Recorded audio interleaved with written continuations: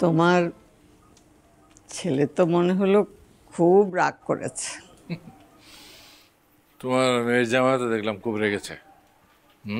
হ্যাঁ, ওরাও খুব রাগ হয়েছে, কিন্তু দেখো দুই ম্যানেজার মিলে ঠিক করেছে আজকেই বিয়ের সব ব্যবস্থা করবে। আমার না খুব লজ্জা লাগছে। সেই কলেজ জীবন থেকে যে মানুষটাকে তুমি চাইতে, তাকে বিয়ে করতে যাচ্ছ, তাহলে লজ্জা কিসের? তোমাকে আমি তখনও চাইতাম, এখনো চাই, কিন্তু সময় যে আমাদের বিপক্ষে চলে গেছে। আর সময় তো সবসময় মানুষের বিপক্ষে থাকে, তাকে পক্ষে টেনে নিয়ে আসতে হয়। আমরা সেটা পেরেছি, আর ভাগ্য আমাদের এক করে দিয়েছে। ভাগ্য আর সময় যখন আমাদের পক্ষে, তখন আর আমাদের অসুবিধা কি? বয়স তো হচ্ছে, আর কয়দিনই বা আমরা বাঁচবো। এই কদিনের জন্য আমি আর সময়কে তোয়াক্কা করতে চাই না। তোমার কথা শুনে মনে হচ্ছে তুমি একজন 30 বছরের যুবা। আমার বয়স 30, তোমার বয়স 28। হ্যাঁ, এটা কিন্তু আমাদের মানসিক বয়স। আমাদের শরীরের বয়স তো এটা একটা সংখ্যা, মন হলো আসল, তাই না? কৈশোরে পরিচয়, যৌবনে প্রণয়, বৃদ্ধ বয়সে এসে বিয়ে। কজন মানুষের ভাগ্যে এরকম ঘটে বলো? তুমি যে আমাকে বিয়ে করবে, হ্যাঁ, এখন তো আমি আগের মতো না সংসার সব কাজ করতে পারি, না তোমাকে সেবা যত্ন করে সুখী করতে পারবো। বলো, তুমি তো আমাকে বিয়ে করে সুখী হবে না। সুখ তো জেনারেশন থেকে জেনারেশন বদলায়। কৈশোরের সুখ একরকম, যৌবনের সুখ আরেক রকম, আর এই বয়সের সুখ আরেক রকম। আমি তো সেবা যত্নের জন্য বিয়ে করতে যাচ্ছি না, আমি বিয়ে করতে চাচ্ছি একজন সঙ্গীর জন্য। সঙ্গী চাই। আমরা বৃদ্ধাশ্রমে থাকবো, দুজন একসঙ্গে, খাবার একসঙ্গে ভাগ করে খাবো। বিকেলবেলা বৃদ্ধাশ্রমের বাইরে আমরা হাঁটাহাঁটি করবো, সূর্য ডোবা দেখবো। এটাই হবে আমাদের সুখ, আর এই বৃদ্ধাশ্রম হবে আমাদের সংসার।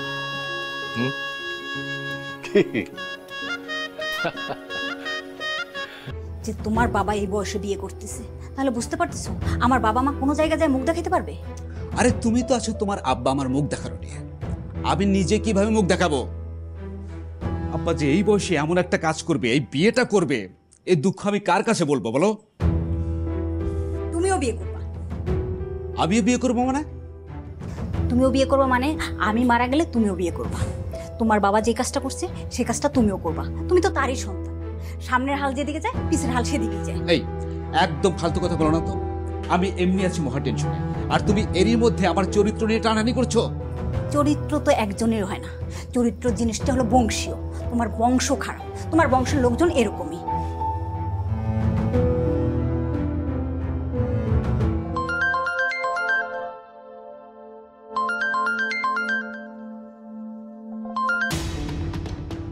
যে মনির ভাই বলেন।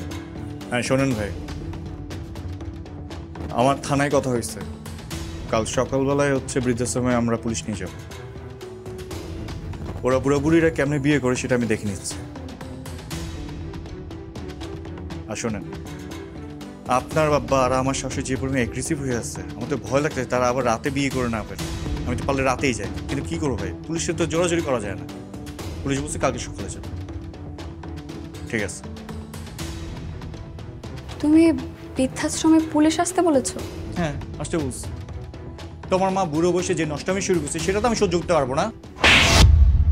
খবরদার, আমার মায়ের সম্পর্কে আর একটা বাজে কথা তুমি বলবে না। তুমি আমার মায়ের সম্পর্কে কতটুকু জানো? তুমি জানো 50টা বছর ধরে আমার মা সেই মানুষটাকে ভালোবাসে। আমার বাবাও তার কথা জানে, আমিও তার কথা জানি। আমার মা সারাটা জীবন ধরে চেয়েছে এই মানুষটার সাথে যেন একবার হলেও দেখা হয়। ভালোবাসে বলে এই বয়সে এসে বিয়ে করতে হবে, তাও আবার বৃদ্ধাশ্রমে বসে? ভালোবাসার কি জানো তুমি? টাকা পয়সার হিসেব, সোসাইটিতে মান সম্মান আর ঘরের বউয়ের সাথে দুর্ব্যবহার করা ছাড়া তুমি তো আর কিছু জানো না। আচ্ছা, আমার মায়ের ছেলে নেই, এই অপরাধে তুমি তাকে বৃদ্ধাশ্রমে পাঠালে। আমাকে বলো তো, পরিবারে কোনো ছেলে না থাকা কি দোষের? হ্যাঁ দোষের। দোষ হচ্ছে তোমার বাবা মায়ের, তারা ভুল করছে। সে ভুলের প্রায়শ্চিত্ত আমি কেন করতে যাবো? আর শুনো, তোমার এইসব লেকচারবাজি বন্ধ করো। তোমার এইসব লেকচার আমার শুনতে ভালো লাগতেছে না। আর তোমার মা যে নষ্টামি করতেছে, সেই নষ্টামি এগুলো আমি হতে দিব না, আমার মান সম্মান নিয়ে খেলতে দিব না।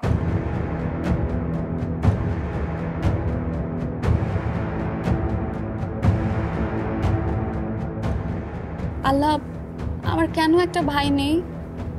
আমাকে কেন একটা ভাই দিলেন না আল্লাহ?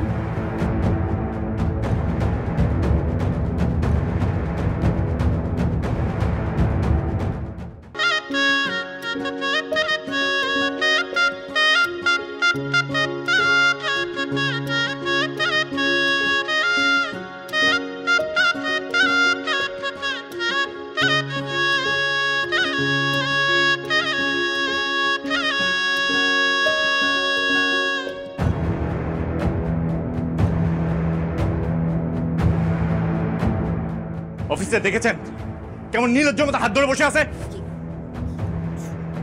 ও আপনারা তাহলে এসে গেছেন, অনেক দেরি করে ফেলেছেন। বিয়ে তো হয়ে গেছে। বিয়ে হয়ে গেছে মানে? এটা কি বলছেন আব্বা? এটা আপনি কি করলেন? আমরা আসা পর্যন্ত অপেক্ষা করলেন না?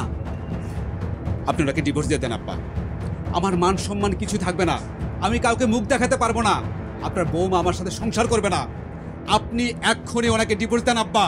অফিসার, আমি আপনাকে বলছিলাম না এই লোকটা বৃদ্ধাশ্রমের নামে যত অবৈধ কাজ আছে সব করতেছে, সব বাণিজ্য শেষ করে ফেলতেছে। এই লোকটার বিরুদ্ধে একটা ব্যবস্থা নেন আপনি। আপনি থামুন মুরব্বী, একটু ঘটনাটা খুলে বলুন তো, আপনারা বিয়ে করলেন কেন?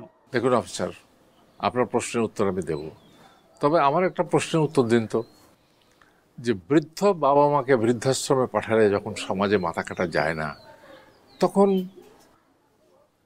বৃদ্ধ বাবা বিয়ে করলে কেন মাথা কাটা যাবে? ও আমার একমাত্র ছেলে, ওর বাসায় আমি থাকি, আমার নাতনির টাকা নিয়ে আমি সবসময় খেলা করি। সে তার স্ত্রীর বুদ্ধিতে আমাকে বৃদ্ধাশ্রমে দিয়ে গেছে।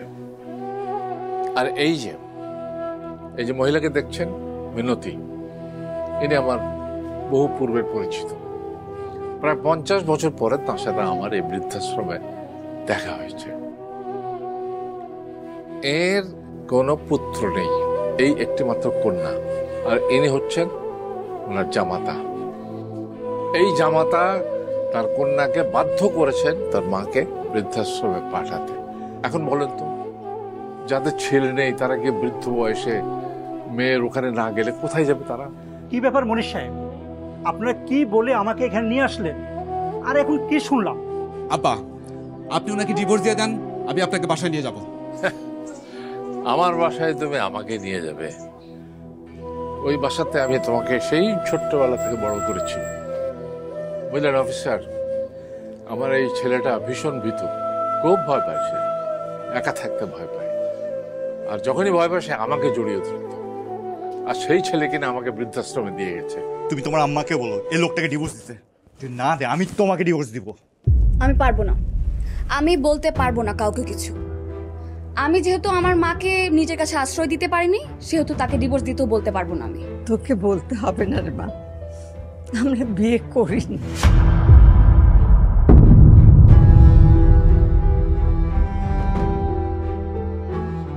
বিয়ে না করেও তো আমরা একসঙ্গে এই বৃদ্ধাশ্রমে বাকি জীবনটা কাটাতে পারি। শুধু শুধু ছেলে মেয়েদের মনে কেন কষ্ট দেওয়া বলো? হ্যাঁ, জেনে না জেনে ছেলে মেয়েরা তো বাবা মাদের কষ্ট দিতেই পারে, কিন্তু সেটা তো আমরা করতে পারি না বাবা মাকে, তাই না? আর বিয়ে মানে বিয়ে একটা কি ব্যাপার, এটা কাগজে সই করে ঘরের মধ্যে তোমাকে নিয়ে বসে থাকা দরকার কি? 50 বছর তো আমরা একে অপরকে ভালোবেসে দূরে আছি, তাতে তো কোনো অসুবিধা হয়নি, ভাগ্যক্রমে একসাথে হয়েছি, এটাই আমাদের ভালোবাসার বড় পাওনা, তাই না? যদি আবার কোনো এক জন্মে আসতে পারি তাহলে আবার আমরা একসাথে হবো না? সেই জন্মেও আমি তোমাকেই চাই। আমিও। আপনারা বিয়ে করেন নাই? না, আমরা বিয়ে করিনি। সন্তান বাবা মার কথা না ভেবে একটা ভুল করতে পারে, কিন্তু তাই বলে বাবা মা কোনোদিন সন্তানের মনে কষ্ট দেওয়ার জন্য এরকম কাজ করে না। পৃথিবীর কোনো বাবা মাই চায় না যে তার সন্তান অপমানিত হোক। আমরাও চাই না যে আমাদের কারণে আমাদের সন্তানরা অপমানিত হোক। জেনে শুনে ভুল করার বয়স আমরা অনেক আগে পার করে এসেছি। বাবা মারা কখনো অপমানের কারণ হয় না। বাবা মারা যে কত বড় সম্পদ, যাদের বাবা মা নেয় তারাই বুঝে। আমি কখনো তোমাকে পরের ছেলে মনে করিনি, মেয়ের জামাই মনে করেছি সবসময়, এবং শুধু নিজের ছেলে বলে মনে করেছি। তুমি সব সময় আমার মেয়েটির সঙ্গে খারাপ ব্যবহার করো। ওকে অনেক আদর দিয়ে বড় করেছিলাম আমরা। আমাদের সেই নারী ছেঁড়া ধন, সেই মেয়ের সঙ্গে তুমি এত দুর্ব্যবহার করো। আমি তারপরেও তোমাকে কোনোদিন কিছু বলিনি। আমি বৃদ্ধাশ্রমে চলে এসেছি। তুমি যদি ওর সঙ্গে তারপরও খারাপ ব্যবহার করো, ওরা যাবার কোনো জায়গা থাকবে না। আম্মা আমি জানি আপনাকে কিছু বলার মতো মুখ আমার নেই, তা মা আপনি আমাকে ক্ষমা করে দেন, আমাকে ক্ষমা করে দেন, আমাদের সাথে বাসায় ফিরে চল। না বাবা, মারা চিরকাল তার সন্তানকে ক্ষমা করেই যান, ক্ষমা চাইতে হয় না। আমি আর ফিরে যাব না বাবা, আমি এখানেই থাকবো। আমার মতো আরো মা যারা আছেন, বাবা আছেন, তাদের সাথে এই বৃদ্ধাশ্রমে আমি থাকবো। আব্বা, আব্বা আপনি বাসায় চলেন আব্বা। বাবা আমি বাসায় যাব না। বাসায় গেলে আমার কাছে মনে হবে বোঝা। এইখানে দেখো আরো অনেক বাবা মা আছেন, আমি তাদের মাঝে থাকবো। এখানে থাকলে আমার কখনো বোঝা মনে হবে না। আমি তোর সাথে বাসায় যাবো না বাবা। আমি শুধু একটা অনুরোধ করি, আমি মারা গেলে তোর মায়ের কোমরের পাশে আমাকে কোমরটা দিও। ওদের কোমরের জায়গাটা বিক্রি করো না বাবা। না আব্বা, আব্বা ওই জায়গায় বিক্রি করবো না আব্বা।